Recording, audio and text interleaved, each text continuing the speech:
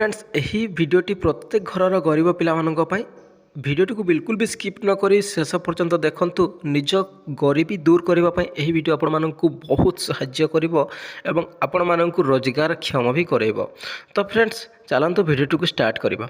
तो फ्रेंड्स आज मु आपण मानक तीनोटी एग्जांपल देकी बुझेबी शेयर मार्केट कौन, बैंकिंग सिस्टम कौन एवं रियल एस्टेट कौन। तो फ्रेंड्स चलंतु गोटे गोटे कर स्टार्ट करबा। प्रथमे बैंकिंग रू स्टार्ट करबा। तो फ्रेंड्स देखंतु बैंकिंग सिस्टम रे आपण जदि 1 लाख टंका गोटे वर्ष पर जमा करेंगे तो से आपण मानक 8% से आपण मानक रिटर्न देव। तो 1 लक्षर 8% केते अच्छी ना 8000 टंका। आपण माने जदि 1 लाख टंका जमा करेंगे गोटे वर्ष पर ताहले आपण मानक बैंक 8000 टंका तार इंटरेस्ट देव। तो सही पैसा को लेकिन बैंक कौन करे आज आम ताहा जानिबा। तापर चलते रियल एस्टेट टी जानीदे। रियल एस्टेट रे आपण जदि क्यों जगह किनिछंती किंबा गोल्ड किनिछंती तो ताहार रेटटा केबे बढ़िबो जे आपन को सेते दिन पर्यंत अपेक्षा करबा को पड़िबो। सेतिर किछि टाइम न थाई कोनोसी तार फिक्स्ड सीमा न थाई। आपण मानक वेट करबा को पड़िबो जे केते दिन रे तार रेटटी बढ़ुची।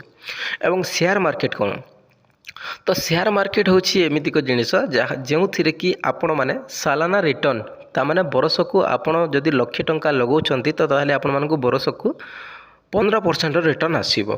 मिनिमम आहरी मध्य अधिका आसे केउथरे 18%, 20%, 22% एमती मध्य रहे किंतु मु 15% धरिकी चलुची। शेयर मार्केट रे जदि आपण माने 1 लाख टंका इन्वेस्ट करूछंती तो ताहले आपण मानक बरस को 15,000 टंका मिलिबो तार 15%। ता माने आपण माने देखंतु जदि आपण माने बैंक रे जमा करूछंती तो ताहले 8000 टंका मिलुची। 15,000 रो पूरा आधा 8000।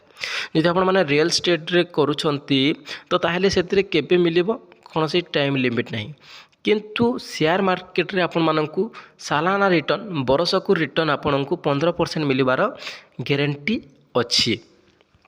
एवं मु आपण मानकू गुटे कथा कहिबी जे आपण माने बैंकिंग सिस्टम को तो बहुत भरोसा करुछंती जे जो पैसाटी नौछंती आपण माने सही पैसाटी को बैंक रे डिपोजिट करुछंती ठीक अछि।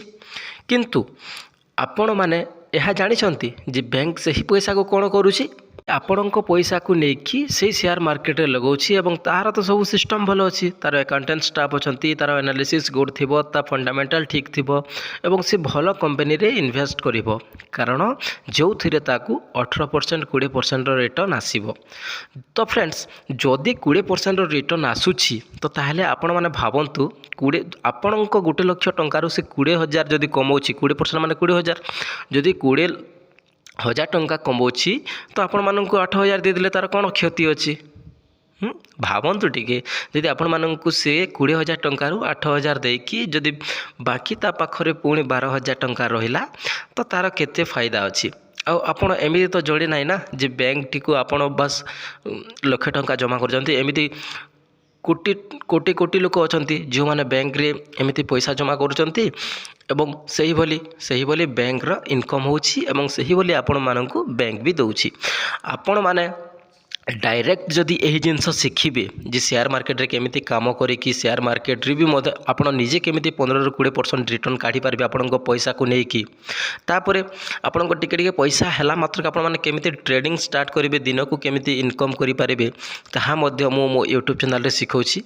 प्रत्येक गरीब घरर पिला मानकू मो गुटी रिक्वेस्ट करिवे जे आपण माने किछि ना किछि स्किल शिखंतु, शेयर मार्केट को बुझंतु कौन शेयर मार्केट कि भली काम करा जाउछि। मो चैनल रे फ्री सिखौछि, जॉइन करिकि शिखंतु।